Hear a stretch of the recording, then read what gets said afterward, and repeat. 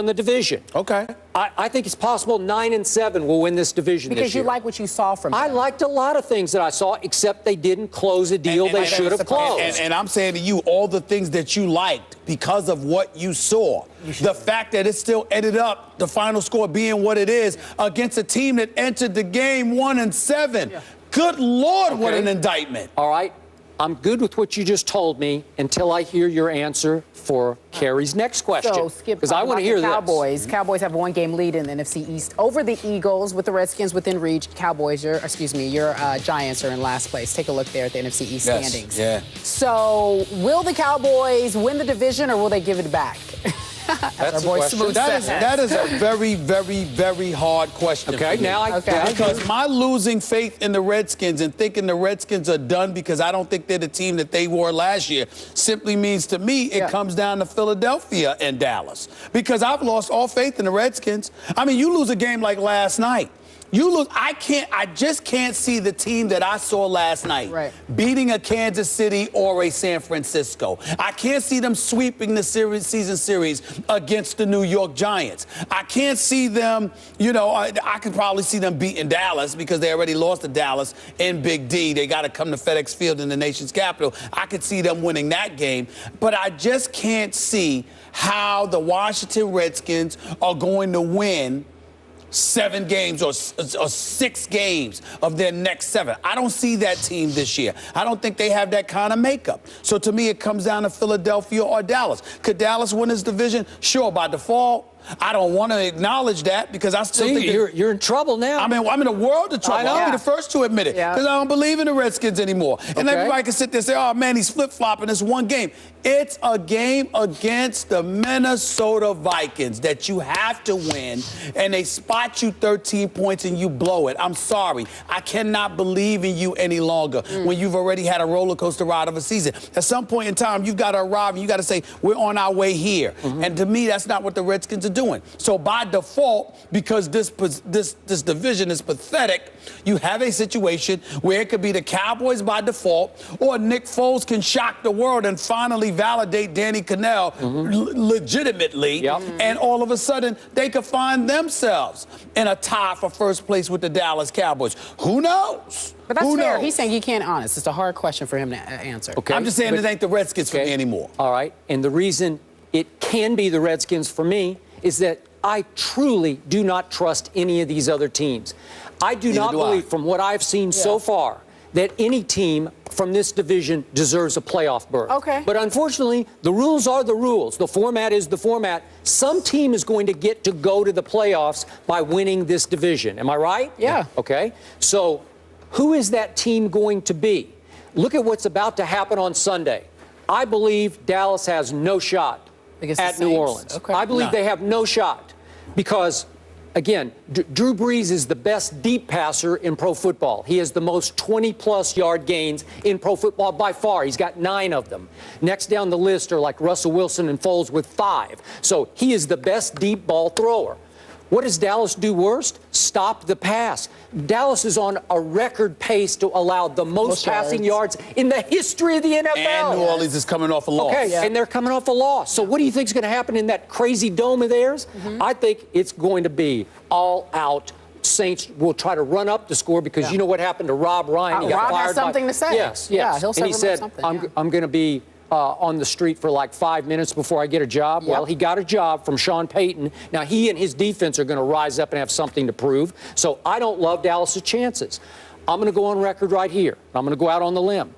I do like Philly's chances at Green Bay because of Seneca Wallace. I went on record early. I don't know why they're sticking with Seneca. There's even story that Matt Flynn might even come in for a tryout. That's what they're. Again, they should have kept Vince Young. That's just me. But Nick Foles did throw 7 touchdown passes at Oakland. Nick Foles for the season has 13 touchdowns to 0 interceptions. And LaShawn McCoy still leads the NFL in rushing with 777.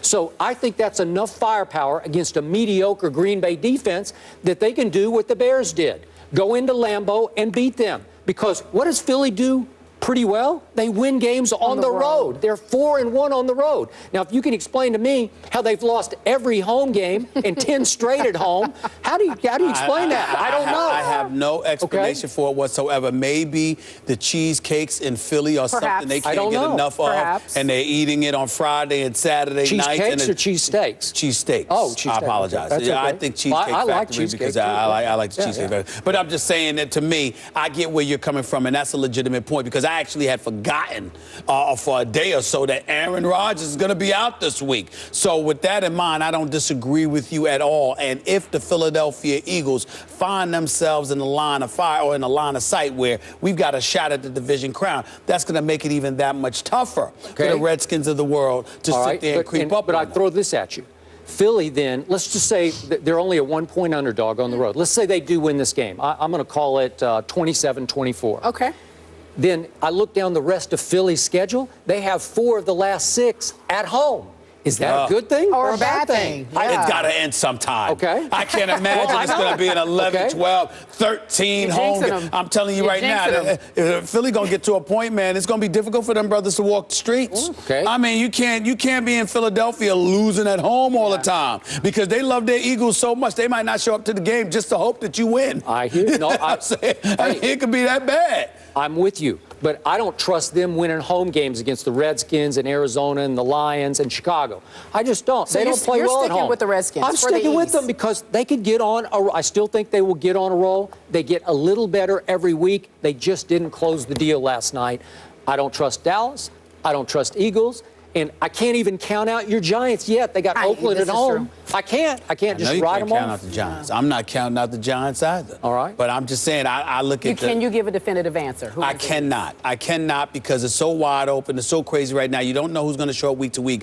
I have just lost all faith in the Redskins because I don't believe they're the same team. And to me, you're supposed to be going this way. And I can give RG3 a pass because I think he's looking better and better. And he's really answered the challenge. Yeah. I'm not sure. Alfred Morris has answered the challenge. That's what I'm saying. I give him a lot of credit. Garcon has answered the challenge to some degree anyway, even though you got to catch that pass last night near the goal line. You're absolutely right. But that defense and those special teams, I don't know what to explain. I can't imagine. And then I'm looking at Shanahan and I'm saying, come on now, you got away from the running game a little bit. You didn't get the ball out from Morris as much as you should have. Yeah. I mean, I just look at certain things and I just say to myself, you know what, if I'm Daniel Snyder, I got to go in a different direction. Fred Smoot has been all over the airwaves in D.C. even before he came on this show the other day talking about how you got to go in a different direction than Shanahan because you got to get somebody that can and wants to coach RG3 because this is the franchise. And to me,